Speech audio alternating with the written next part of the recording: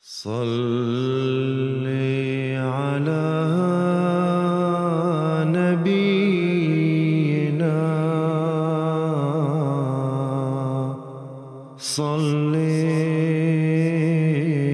على محمد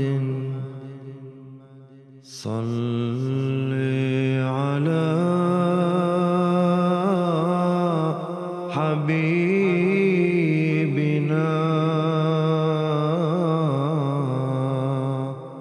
صل على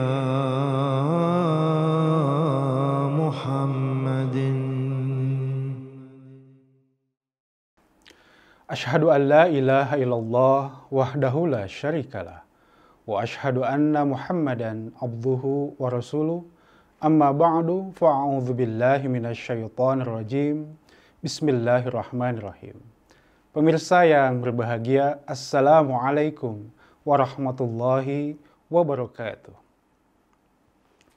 Beberapa waktu yang lalu, dunia Islam dikejutkan dengan sebuah peristiwa besar. Di Swedia, tepatnya, telah terjadi sebuah demo anti-Islam yang berujung pada pembakaran kitab suci Al-Quran. Na'udzubillahi min dzalik.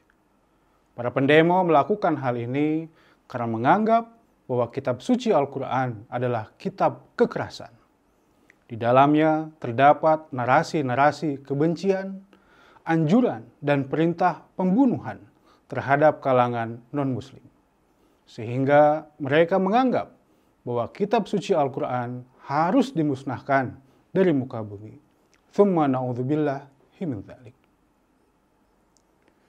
Tindakan biadab ini dikarenakan para pendemo telah terprovokasi oleh suatu fitnah yang keji yang dialamatkan kepada Al-Quran.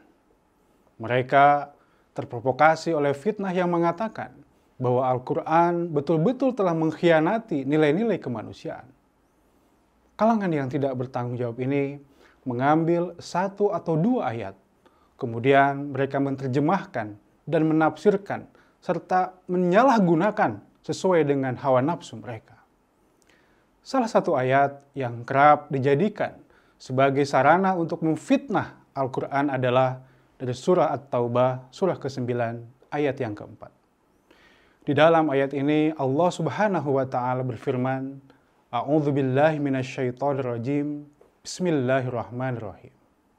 Fa idza salakhal ashhurul hurum faqtulul musyrikina haitsu wajadtumuhum wa khudhuhum wahsuruhum waq'udu lahum kulla marsadin. Fa in tabu wa aqamus salata wa atawuz zakata fakhallu sabilahum innallaha ghafurur rahim. Artinya, kemudian apabila bulan-bulan yang dimuliakan itu berlalu, maka perangilah orang-orang musyrik itu dimanapun kamu menjumpai mereka. Dan tawanlah mereka, kepunglah mereka dalam benteng mereka, dan dudukilah setiap tempat pengintaian untuk mengintai mereka.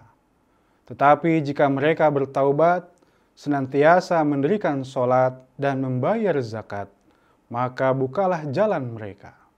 Sesungguhnya Allah Maha Pengampun, Maha Penyayang. Ayat ini dipahami secara tekstual tanpa memperhatikan sabab-musabab ayat ini diturunkan, sejarah yang terkait dengan ayat ini, dan keterikatan dan keterkaitan dengan ayat-ayat yang lain. Dus mereka mengalami gagal paham dan gagal perbuatan. Ayat ini sejatinya mengandung perintah dari Allah Subhanahu wa taala kepada yang mulia Rasulullah sallallahu alaihi wasallam, di mana beliau diberikan izin untuk melakukan peperangan dengan kaum musyrikin yang telah berupaya sekuat tenaga membunuh, menyerang Rasulullah sallallahu alaihi wasallam dan para sahabat. Di dalam konteks sejarah, kita mengetahui bahwa yang mulia Rasulullah sallallahu alaihi wasallam memulai dakwah beliau, memulai dakwah tentang ketauhidan di kota Mekah. Namun, bukannya mendapatkan kehormatan, alih-alih mendapatkan kemuliaan, beliau mendapatkan penentangan, bahkan mendapatkan penganiayaan di luar batas kemanusiaan. Itulah mengapa akhirnya beliau terpaksa harus meninggalkan kota Mekah menuju kota Madinah untuk mendapatkan ketenangan dan kedamaian serta kebebasan dalam beribadah kepada Allah Subhanahu wa Ta'ala. Alih-alih mendapatkan ketentraman, kedamaian, dan kebebasan dalam beribadah di kota Madinah, rupanya Rasulullah Shallallahu Alaihi Wasallam harus menelan pil pahit bahwa kaum Quraisy tetap saja menyerang beliau. Untuk menghadapi penyerangan ini, kemudian turunlah perintah dari Allah Subhanahu wa Ta'ala dan izin untuk melakukan peperangan. Perang tentu ada logika yang sangat sederhana. Apakah dia diserang atau dia menyerang? Dua hal ini sangat diperbolehkan dalam kondisi berperang. Maka ketika Rasulullah SAW dan para sahabat melakukan penyerangan kepada kaum musyrikin, bukanlah sesuatu yang salah, bukan sesuatu yang keliru. Ini sesuatu yang diizinkan. Karena semata-mata demi menjaga nilai kemanusiaan, nilai kebebasan beragama, dan tentunya menjaga hak asasi manusia.